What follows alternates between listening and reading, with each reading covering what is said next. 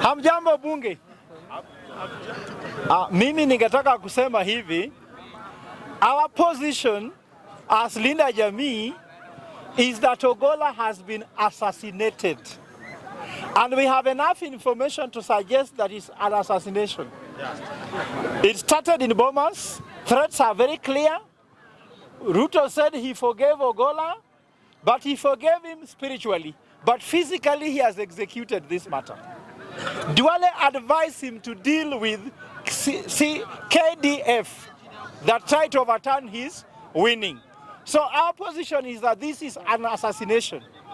Throughout the night, I tried to sleep with my stomach, saying it is an accident. My stomach refused. I slept with my back.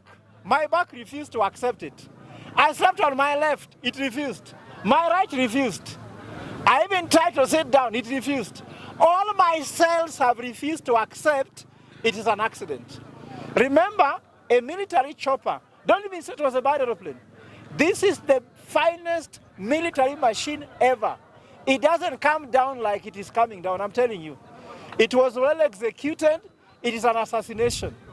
Because if you look at all evidence around it, if you look at the day, by the president giving a decree that military will take, KDF will take over the issue of internal security, it was preparation. It's like you want to cook ugali. You bring unga, you bring water, you light fire. Then if it's ugali, it's an ugali. What looks like a duck, cries like a duck, walks like a duck, cries like a duck, sleeps like a duck is a duck. What looks like an assassination, walks like an assassination, breathes like an assassination, is an assassination. Let them allow Kenyans to take their positions. My position is that it's an assassination. Let them do their investigation. We'll see who is wrong or right. Second, my point is, this is not an accident. Let me tell you why it's not an accident. And let me tell you why believing it's an accident is dangerous.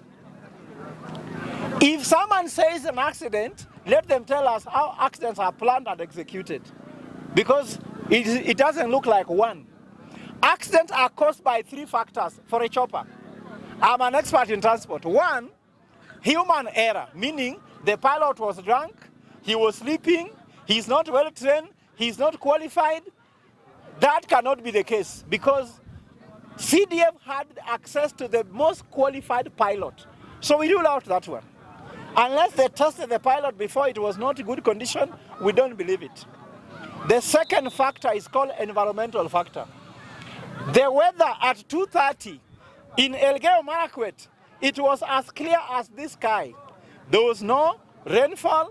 The clouds were very clear. All factors shows that 98% of the times, the climate and the weather is very clear in that area around 2:30, between 12:30 to around 3:30, it is the clearest environment. So that one we rule out. There was no tear gas there being done on the sky by Wakina Burungei. There was nothing like cloud thickness. The visibility was clear. We rule out that environmental factor totally. The other factor can be technical error. The engine was bad, or maybe fuel was not enough, the thing was not guzzling fuel, or that the mechanic handling it did not check the exhauster, all those things. Having a plane that has a budget, do you know that that plane has a budget of 2 million just for maintenance per day? 2 million maintenance per day. Where did that money go to? Did Kindiki steal the money? Did he wire the money to CDF to maintain the plane? So the plane has got maintenance. There was no engine failure. This was an execution with the highest order. In fact, big collateral damage. You want to kill one person, but it pretends you kill 9 people. You suffocate 9 families just because you want to target one person. So to accept an accident is a joke. And let me tell you why we cannot accept that. KDF is one of the most qualified professionals we have in the world. For them not to know how to transport their CDF shows that we have been lowered in dignity. So the president, we ask him, accept that it's an assassination for the sake of the Kenyan dignity. But you say it's an accident means who is safe? If CDF can die, some of us ride with the Toyota Wish, which even has no brakes, and we have not died. How can a plane where there's zero margin to error die? Remember, a plane can warn you. If Toyota Wish can tell you your brakes are getting over, Toyota Wish, or Voxy, or Probox, how about a plane carrying a CDF? It should even tell you that I can feel the wind moving, that the wind, this is a joke of the century. It cannot be an accident. Third, it cannot be a bandit attack. Someone is saying there's a bandit attack, that someone could have thrown a grenade at the CDF. Let me tell you what, you are making the bandits look brilliant more than a CDF. Between the head of bandits and the head of CDF, who is more powerful? If Kenyan plane can be brought down on CDF by a grenade, we can be beaten by Somalia. To accept banditry and accident has what we call national and international risk. Because we need to show that we can beat Ethiopia. We need to show we can beat Sudan. We can beat Uganda. We can beat Rwanda. But after bringing down our CDF with a grenade only, it means that what Muhoozi of Uganda was saying he can take over Kenya in 24 hours, actually he can do in 1 minute with a grenade. It's just too risky to accept that. So, Mr. President, we have 3 hypotheses: assassination, bandit attack, chopper accident. I am taking assassination for the sake of my country. And we are willing to go down with that one. You go and do your research. And I want to tell those in investigation, I am an expert in investigation. They are what we call ABC of investigation. One is called A, assume nothing. So for us, we are assuming nothing. We are assuming what? Nothing, isn't it? Anything has happened, everything has happened. So we are starting from assumption of nothing.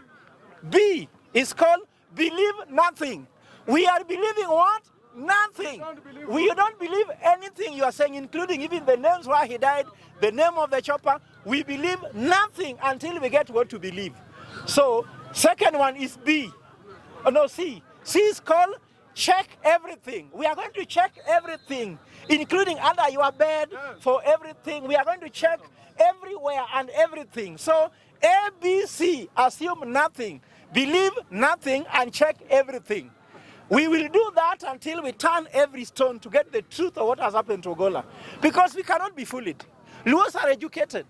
We cannot be taken for a ride. If you go to Siaya, where Francis has died, Ogolla, my namesake, that place has the highest PhD and professor holders. I'm one of them. We will believe nothing, assume nothing, and check everything.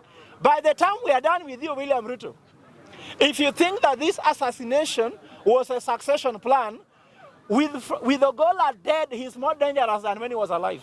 Jesus proved it to the Romans. When Jesus was still alive, he was less dangerous. After he died, Christianity spread like nowhere. So Ogolaism will spread everywhere. I'm calling upon all children called Ogolla. If you're called Ogolla, all your profile should be having Francis Ogolla until the truth is found.